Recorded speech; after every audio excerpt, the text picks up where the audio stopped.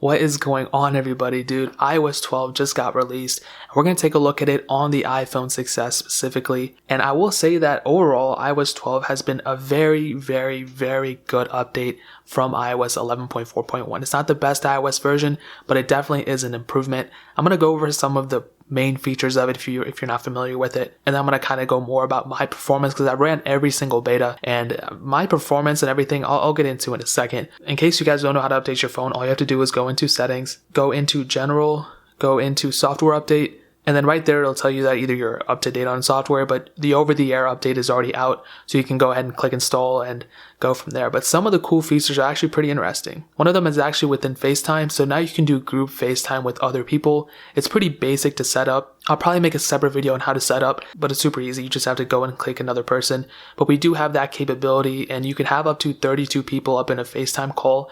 So if you have 32 friends, you can do that. I unfortunately only have one friend, so it's not going to help me out that much, but you have that feature, and that's actually such a nice thing they added. And we've been trying to get that for a long time, and they finally did. Another cool feature is actually within settings, and this, I don't know why people don't talk about this, but screen time I feel like is going to be revolutionary for a lot of people. It's going to be super awesome. As you can see, it pretty much what it does, it breaks down your usage per app, not even per app, but per like area that you use it in. So if you're like using too much social networking, or if you're using it for business purposes or something, it pretty much breaks it down for you, and it's actually super convenient.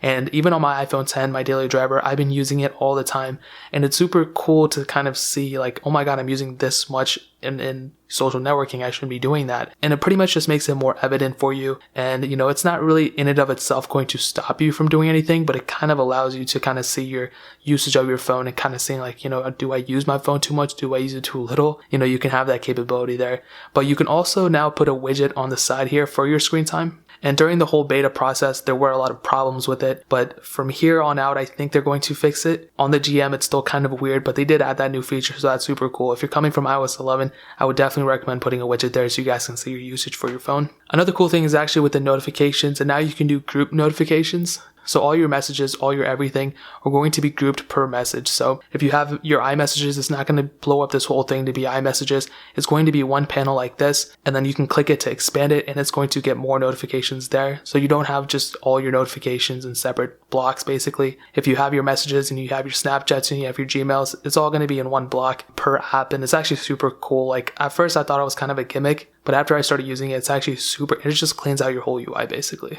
Another amazing thing is actually Siri Shortcuts. And now this app actually allows you, if you aren't familiar, you can go ahead and read this or screenshot it for a second. It allows you to set custom things for Siri. So if you say open up the web browser and go to the greatest website in the world, you can go ahead and set that up in here. And if you update it to iOS 12 and you still don't see your Siri Shortcuts app thing, all you have to do is go into the App Store and look up Workforce. What is this called? Workflow, my bad. And you just go ahead and click Shortcuts or whatever. And the app looks like that in case you just have any questions. But you pretty much just go ahead and just click install like any other app. And then from there, once it's installed, you go ahead and open it. And basically to create, I'm going to make a whole separate video about the greatest Siri shortcuts you can set up. And because I think this is going to be revolutionary in a lot of ways. I think you're going to be able to do a lot more with it.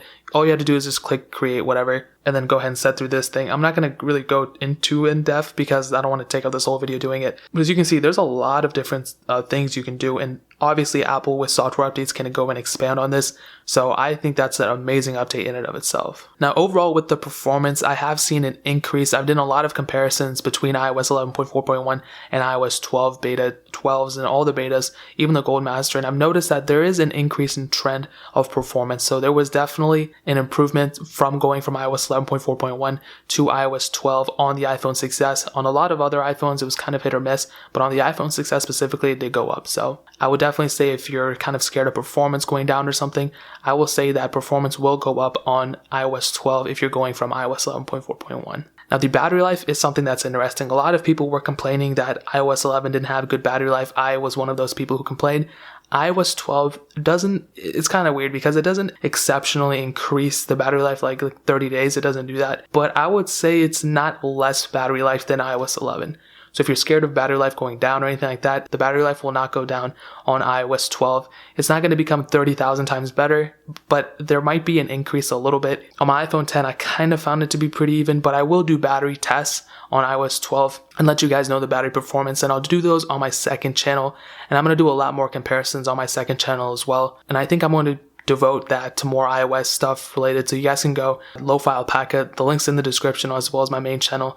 Go ahead and subscribe to that because I'm going to do a lot of iOS updates, videos, and stuff on that channel as well. And I'll do battery comparisons, all that good stuff. You guys will see it. But overall, my final thoughts of iOS 12, it's super awesome. It's probably going to be a couple gigabytes when you update. I did go from the betas to the official version, so there was a little bit of a difference there. But I will say, dude, if you're on iOS 11.4.1, definitely update to iOS 12 once you receive the update. It should already be out now. It's going to be much better than iOS 11.4.1. It's not going to be 30,000 times better, but it's going to be a much better improvement, and it's definitely a step in the right direction. So if you have iOS 11 point whatever on your phone, definitely update. If you're afraid of jailbreaking, if you're going to lose your jailbreak, you will lose your jailbreak. You're not going to be able to get that. I don't think there's going to be a jailbreak out for a couple weeks or months now. So if you want to retain your jailbreak, stay where you're at.